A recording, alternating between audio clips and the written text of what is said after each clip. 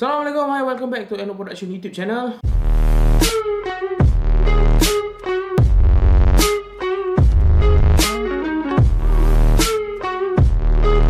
So, untuk screen review kali ni, aku nak share dengan korang pasal Loki.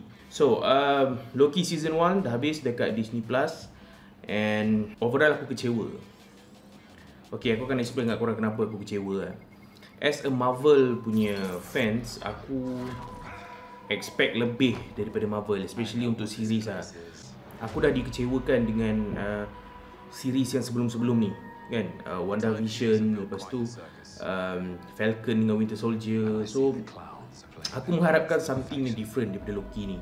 Yes, it's something different, tapi it's still pada aku satu setup untuk Marvel punya movie, untuk future projects. And pada aku sepatutnya Marvel buatkan setiap series yang diorang nak keluarkan tu adalah satu yang betul-betul enjoyable untuk Marvel punya fans, especially someone yang tahu comic punya universe, yang baca comic dia semua, yang follow comic Marvel, and then someone yang just tengok movie tu.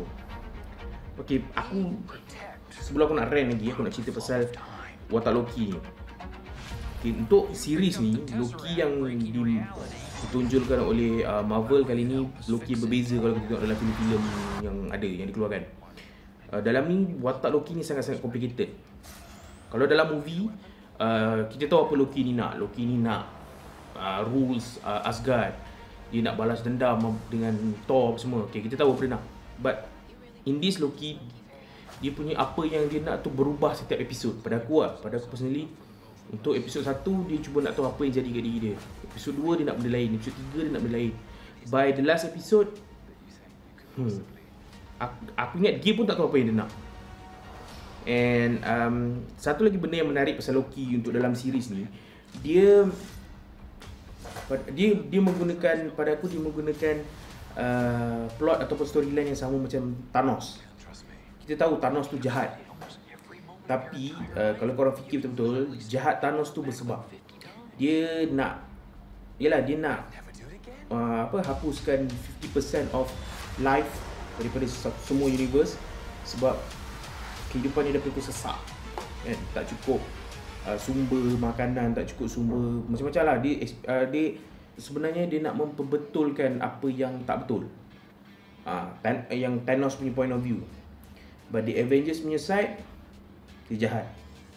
So pada aku Loki ni, daripada first dia keluar, daripada cerita Thor pertama, dia jahat bersebab. And every villain, every watak jahat yang keluar dalam mana-mana filem, kalau korang betul-betul faham, dia bukan je jahat je sebab dia jahat. Ada je watak yang betul-betul memang jahat sebab dia jahat, tapi kalau korang faham betul-betul watak villain ni, watak jahat ni sebenarnya penting untuk sebuah movie to grow, especially superhero punya movie lah. Sebab tanpa Joker, Batman tu tak jadi. Tanpa Lex Luthor, Superman tu dia just man je lah. So dua-dua benda, dua-dua side ni, good and bad punya side ni kena sama-sama wujud untuk buatkan any storytelling, any movie tu jadi lebih menarik. And then the third part is, aku suka Loki yang dalam series ni, dia ada journey dia sendiri untuk cari diri dia sendiri. Dia somehow dia cuba nak dia technically dia tak mati. Dia tahu yang dia end up mati kat tangan Thanos, tapi dia cuba cari purpose kehidupan dia, apa yang sepatutnya dia buat, apa yang dia nak buat. For someone yang dah tahu dia mati bila, dia cuba cari benda lain, apa lagi yang higher purpose yang dia kena buat. That's why dia team up dengan Sylvie, dengan Loki punya variant juga, untuk aku tak nak cakap nanti spoiler, tapi untuk betulkan keadaan dekat TVA tu. So TVA tu korang tahulah, kalau korang tak pernah tengok pun korang tahulah TVA tu apa. Okay, so cakap pasal Sylvie ni, watak variant pada Loki, aku ada benda yang aku suka, ada benda yang aku tak suka. Macam biasa lah. Benda yang aku suka, okay, First, dia seorang watak yang sangat-sangat kuat. By kuat, aku tak bermaksudkan kuat macam Thor ke kuat macam Hulk ke tak. Dia kuat dari segi mental dia. Dia tahu apa yang dia nak. Dia betul-betul tahu apa yang dia nak. Which is dia nak balas dendam dekat TVA. Dia nak, again spoiler, dia nak cari siapa yang bertanggungjawab menjadikan TVA tu dan memporak-perandakan hidup dia. Sebab TVA ni dah memburu dia selama beberapa tahun. And then dia juga seorang yang sanggup buat apa je yang dia nak untuk dapatkan apa yang dia nak. Which is dia ada moral background yang betul. Tujuan dia buat tu betul. Sebab kenapa dia buat tu. Tapi apa yang dia buat tu mungkin the last episode tu yang betul-betul menunjukkan dia sanggup buat apa je. Korang kena tengok. Aku tak nak cakap apa yang dia buat, nanti spoiler. Alright, so itu pasal Sylvie. Aku nak buat pendek je. So overall pasal Loki series ni, macam aku cakap awal tadi, ada season 2. So kena tunggu. Dia ada cliffhanger yang sangat-sangat aku tak nak cerita lebih-lebih. Dia susah nak cerita lebih-lebih pasal benda yang orang lain tak tengok. Aku tak nak cerita benda yang spoil. So korang pergi tengok dulu. Overall aku bagi Loki the series ni 4.3/5. Kenapa? Pada aku personally sama juga macam siri-siri yang sebelum ni. Movie ni series ni adalah setup untuk movie-movie yang akan datang. Akan datang Spider-Man, Doctor Strange, Black Widow. Black Widow dah keluar. Macam aku cakap, ada projek-projek lain Marvel yang akan keluar, yang aku rasa benda yang berlaku dalam series ni, dalam Loki, dalam WandaVision, dalam Falcon Winter Soldier, akan ada kaitan dia. Of course lah, diorang ada sembunyikan banyak easter egg, banyak benda yang diorang betul-betul Marvel punya fans akan faham, akan tahu. Korang akan dapat benda ni, benda ni korang akan buat teori korang sendiri. So benda tu yang spark peminat-peminat Marvel lah. Lagi satu aku nak cakap is the idea of a bad person or an evil person turning to a good person. Benda ni diportraykan sangat-sangat best dalam Loki. Macam mana kita tahu Loki ni merupakan salah seorang watak villain, watak jahat dalam Marvel punya universe. Dia berubah menjadi baik. Benda ni dah pada aku dah banyak kita nampak dalam filem-filem baru-baru ni. And aku tak adalah nak cakap dia watak yang misunderstood ataupun watak yang kita salah faham, tapi kita tahu dia jahat, dia ada agenda dia tersendiri. Tapi dalam series ni diorang portraykan watak Loki ni as a hero. Ada satu line tu yang dia menunjukkan yang dia nak selamatkan universe. Dia nak selamatkan universe, which is something yang Avengers buat. Kan? Avengers dulu lawan dia kan.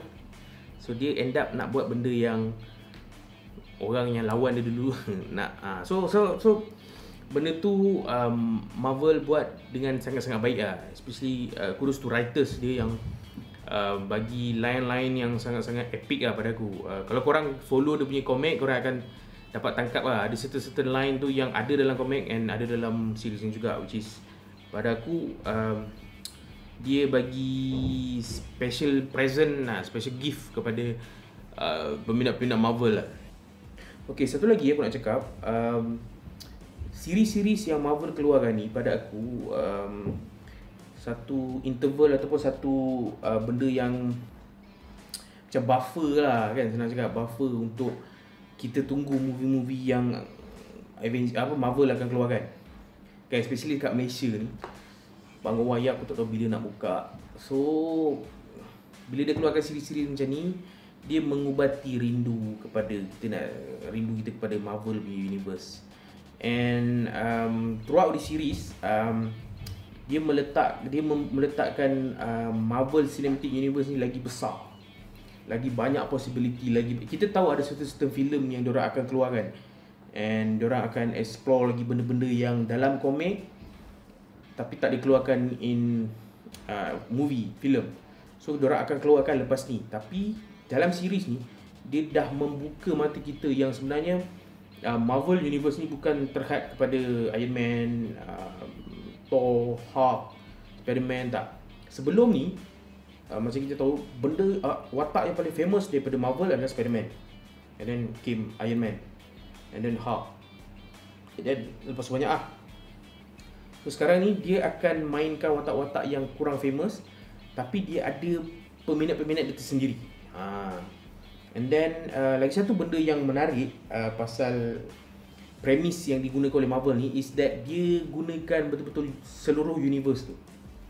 Dia create satu dunia yang fantasi untuk kita. Benda ni digunakan sama juga macam Lord of the Ring, apa lagi Hobbit, Avatar, Star Wars, Star Trek.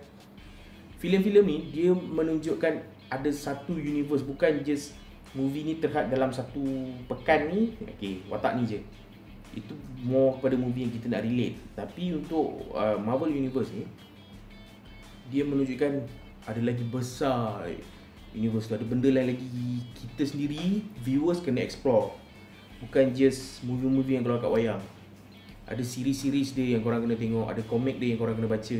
Ada mini-mini series yang korang kena tahu. And kalau korang peminat, betul-betul fanatik peminat universe, korang akan kaji teori-teori yang Marvel fan buat untuk memuaskan hati diorang sebenarnya. Okay, ada dua benda lagi aku nak cakap. Last, aku nak cakap pasal dia punya cinematography untuk series ni. Movie punya level, seriously. Dia, okay, ini satu-satunya benda yang membuatkan aku nak teruskan tengok. Actually sebenarnya lepas episod 3 untuk series Loki ni, aku dah tak nak tengok lah. Totally bukan predictable. Dia pada aku tak ada something yang menarik story wise. Tapi dia punya cinematography, dia punya shot yang dia buat, of course dia punya grafik, dia punya special effect sangat-sangat best. Untuk series ada level movie macam ni, sangat-sangat memeranjatkan aku Dia tak ada dekat series WandaVision dengan Falcon Winter Soldier. Itu yang menarik. Dia betul-betul fantasi, dia betul-betul out of this world. And another reason why is that ada Owen Wilson. And Owen Wilson as usual super. Dia kelakar, dia hit every note, and I'm looking forward to see the second season of Loki. Sebab dia tak mati, so dia ada. Tapi itu something yang science fiction boleh buat yang movie lain tak boleh buat. Even watak yang dah mati pun boleh hidup balik. Okay, itu saja screen review untuk kali ni. So kalau korang nak tengok lagi screen review yang akan datang, jangan lupa subscribe channel YouTube NO Production. Kita ada banyak lagi keluarkan konten benda lain lagi. Kalau korang suka benda-benda pasal makan, kalau korang suka benda-benda pasal gadget, teknologi, kalau korang suka fotografi, videografi, follow kita orang punya channel. InsyaAllah kita akan keluarkan konten-konten yang macam tu. So that's it for today. See you guys in the next review. Assalamualaikum. Bye-bye.